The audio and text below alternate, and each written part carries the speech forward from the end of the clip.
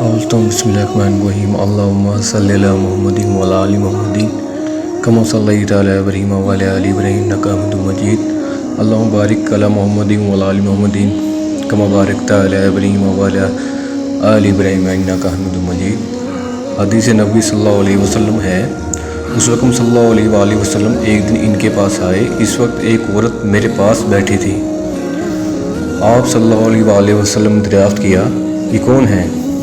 मैंने अर्ज़ किया, फ़लाँ औरत, और इसकी नमाज के इश्तियाक और पाबंदी का ज़िक्र किया।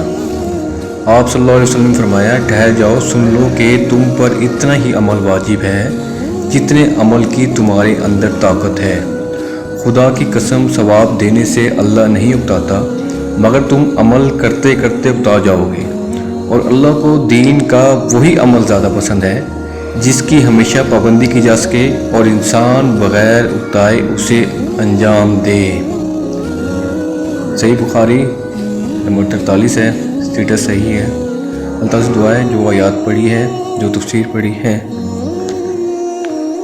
इसको समझने, इस पर अमल करने, इस दूर पहुँचाने की तौफीक अता फरमाए। अल्लाह से दुआ तो कुरान शरीफ को तर्जुमे के साथ पढ़ने, हमें कुरान शरीफ को तर्जुमे के साथ पढ़ने, समझने, इस पर अमल करने और इसे दूसरों तक पहुँचाने की तौफीक अता फरमाए।